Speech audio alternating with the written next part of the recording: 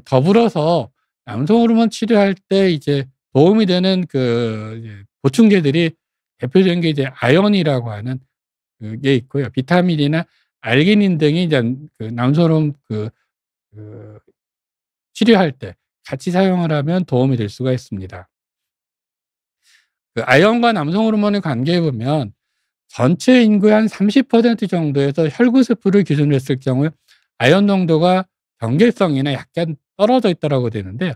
특히 노인 남성에서 경계성으로 떨어져 있는 경우들이 있게 되고요. 그래서 이런 경계성으로 이제 아연이 떨어진 노인에서는 아연 보충을 했을 경우에 혈중 남성 호르몬이 증가된다는 보고들이 있습니다. 이런 아연이 남성 호르몬에 관계된 여러 가지 기전들이 있는데요. 전체적으로 이제 구체적인 내용은 아실 필요는 없겠지만 호르몬 생성에 도움이 되고요. 실제 남성 호르몬에 가서 작용할 때 DNA 결합하게 되는데 잘 결합하도록 도와준 역할을 이 아연이 한다라고 볼 수 있습니다. 그래서 아연이 모자라 있는 사람들 같은 경우에는 호르몬 보충만 효과가 덜 나타날 수 있다는 것도 확인해 볼 필요가 있습니다. 그래서 남성 호르몬을 이제 투여를 하는 경우에 실제적으로 도움이 될 수 있는 증상 징후가 있는지 그런 것들을 확인해야 되고요. 그리고 호르몬이 떨어뜨릴 수 있는 여러 가지 요인들을 고려해서 뭐 스트레스라든가 수면이라든가 운동 부족이나 음주나 흡연 같은 그런 생활 습관들을 이제 개선하는 노력을 같이 병행하는 것들이 도움이 될 수 있습니다. 노인에서 현재까지 나와 있는 연구들에서 보면 남성 호르몬 치료를 했을 경우에 이제 도움이 되는 근거들을 보시면 전체적으로 이제 도움이 되는 부분이 있고 해가 되는 부분들이 있는데요. 도움이 되는 부분들은 이제 성기능에 관계된 부분들이 도움이 된다고, 빈혈도 도움이 된다라고 되어 있고요. 우울감이나 전체적으로 이제 어떤 활동성에 약간 증가시켜 줄 수 있다라고 되어 있고요. 이제 피로 관계에서도 이제 아직 정확한 근거는 없지만 임상에서는 이제 많이 도움이 되는 것도 있습니다. 부작용 관련돼서는 현재까지 나와 있는 연구들에서 전립선하고 심혈관 쪽에 관계에서는 크게 걱정하지 않아도 된다는 것도 알려져 있고요.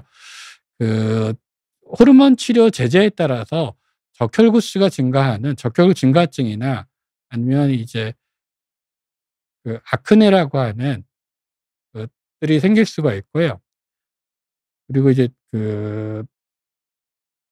드문 경우에 이제 간혹 이제 호르몬 치료하면서 이제 머리카락이 빠지는 그런 이제 증상이 나타나는 경우도 나타날 수 있습니다. 호르몬 투여하는 경우에 있어서 현재 나와 있는 제제는 한 2년 전까지는 경구용 제제도 있었고 피부에 바르거나 하는 게 있었고 최근에 이제 코에 뿌리는 것도 있고 주사 제제가 있는데 현재 사용하는 우리나라에 사용 가능한 제제는 코에 뿌리는 거하고 주사 제제 두 가지밖에 이제 사용이 가능하지 않습니다. 그래서 아직 경구용 제제 같은 경우는 아직 우리나라에서 사용할 수가 없고요.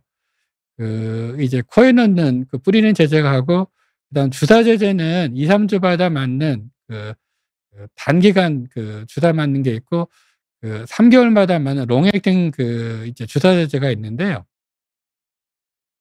이런 치료를 했을 경우에 치료 효과가 나타나는 시기가 성기능에 관계된 거는 한 2-3주 만에 효과가 나타나게 되고요.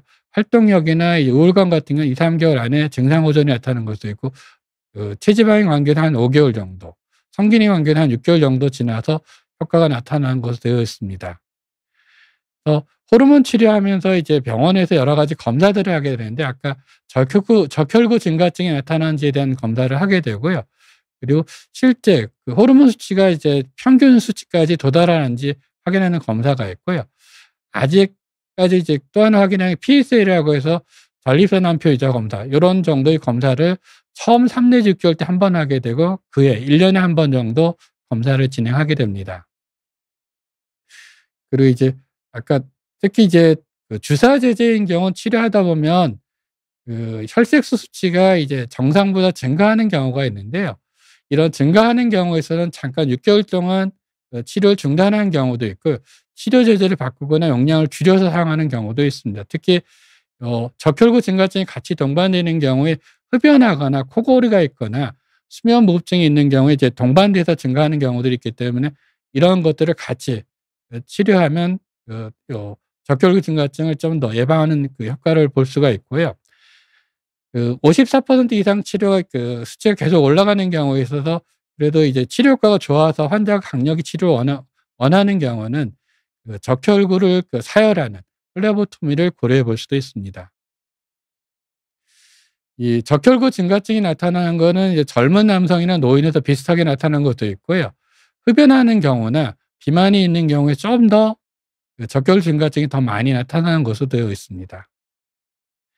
호르몬 치료를 언제까지 해야 되는가에 대한 연구에서 보면 치료를 중단했을 경우에 이제 근육량이나 신체 증상의 성기 능력이 치료 중단한 게 감소하는 것으로 봐서 위험인자들이 개선되지 않은 경우에는 오랜 기간 치료를 해야 되는 것으로 보고가 되고 있습니다. 마지막 슬라이드인데요. 남성 경경에 상당히 흔한 질환입니다. 이제 오히려 빈도 유병률을 본다면 당뇨병보다 훨씬 많은 유병률을 갖고 있고요. 남성에 해당되는 증상 징후, 뭐 성욕이 감소한다든가 피로나 의욕 저하나 이제 뭐 인지 기능 저하나 이제 집중력 저하 등이 있다라면, 그리고 당뇨병이나 근육량이 감소하나 골다공증이 있거나 여러 가지 만성 질환이 있거나 건강하지 못한 생활 습관 등이 있다라면 진단 가능성이 높아진다라고 될 수 있고요. 치료 목표는 호르몬 수치 평균 수치의 중간 정도까지 향상시키는 걸 목표로 하고 있습니다. 결국 치료 제제와 더불어서 위험인자들을 개선시켜 주는 것들이 효과를 증대시키는 데 이제 도움이 될 수 있고요. 실제 여러 가지 증상들이 있는 경우에 이런 구체적으로 이제 증상 징후가 있고 위험인자들이 있고 질환이 있는 경우에 있어서는 검사를 통해서 간단하게 찾아낼 수 있고, 치료하는 경우에 여러 가지 증상 징후만이 아니라 삶의 질이 개선될 수 있는 것이 이제 도움이 된다고 볼 수 있겠습니다. 이상으로 제가 말씀드릴 내용은 다 말씀을 드렸고요. 혹시 질문이 있으면 질문을 받고 답변을 드리도록 하겠습니다.